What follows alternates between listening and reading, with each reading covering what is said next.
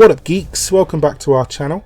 I'm Mick Fraser and this video is all about EA and BioWare's upcoming open world action RPG Anthem, and more specifically why it could well be a return to form for BioWare and the start of the long journey back for EA.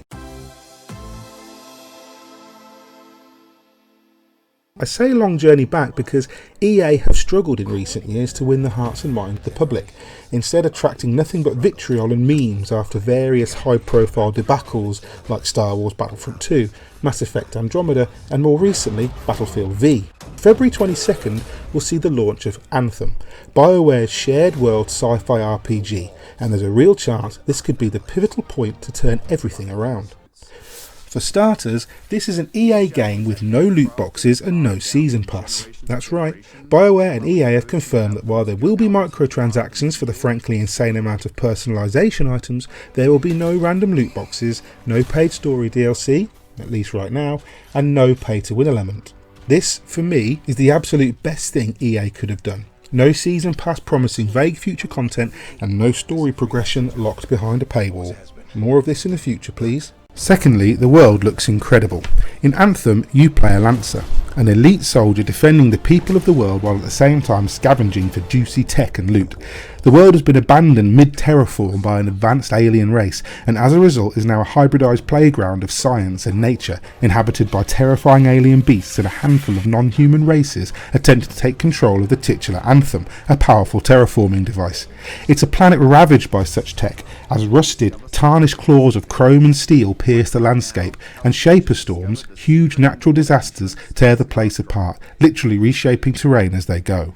It's multiplayer if you want it to be, meaning it's drop in and drop out co-op with players of any XP level, and everything after the tutorial is playable in a group, and it matchmakes everything, so thankfully you don't even need to have real friends to play.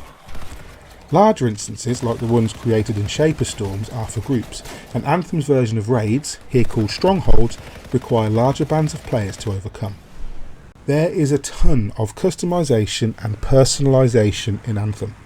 You've got 4 different Javelin exosuits that turn your unique freelancer into a badass cross between Iron Man and a Warframe.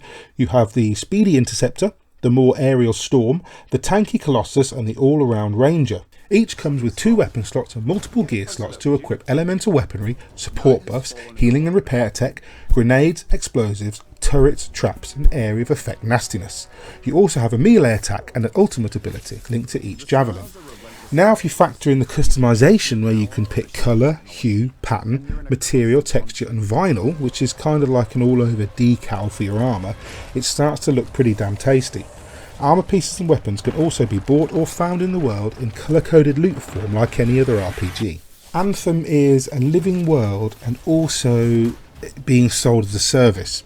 So BioWare have no plans for a sequel, which is rare even though the game's not out yet, because their games are conveyor belted at us so fast these days that it's usually hard to keep up. But BioWare intend to support Anthem for several years, adding to it and expanding on it as required.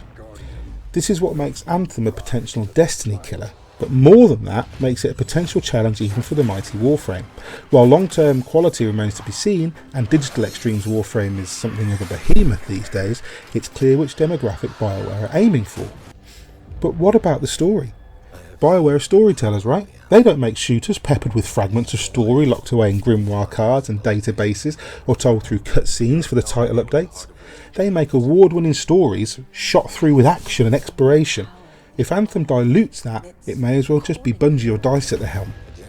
BioWare promise a full story with a critical path to a final boss. The world has history, there are NPCs, there's a rudimentary binary dialogue tree, cutscenes in the hub forward of Tarsus to further the plot. Your character is voiced to allow greater immersion, and when you do return to the hub you'll be alone, allowing you to feel and live every beat and turn in the story as if you are the main player. So where's the bad? Well, that's the question. A lot of us are seeing a lot of parallels and similarities to the way Bungie touted Destiny in the beginning. EA and BioWare have been super careful to only show Anthem under a very specific light. The hype train is fully engaged and it's actually hard to locate and identify a potential fault with the gameplay or business model. This in itself raises alarms. It doesn't mean the problems don't exist or won't be added later. Look at Black Ops 4 adding microtransactions after the review window. Anthem is always online and there's no PvP at launch. This is going to upset a lot of people, but let's be honest, it didn't hurt Warframe, and always online is kind of genre standard here. Ultimately, we just don't know what we're dealing with until we own the full game. We all fell in love with Destiny during the alpha and beta stages, and well, look how that turned out. But what I'm hoping is that EA and BioWare have learned from their mistakes and the mistakes of others. The biggest fear for Anthem is that it launches with too little content. A short or fumbled story, not enough loot, too heavy reliance on microtransactions to earn the good stuff, server issues, poorly conceived mechanics that we simply don't know about yet. Any of these things could seriously damage the experience and potentially could prove to be the final nail in EA's coffin.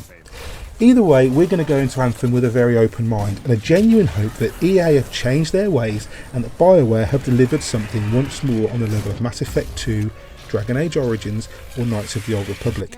We know what both companies are capable of, but that statement can very much be taken in several ways. I guess we'll know for sure on February 22nd. In the meantime, I've been Mick Fraser for God is a Geek, and you guys have been lovely. Bye.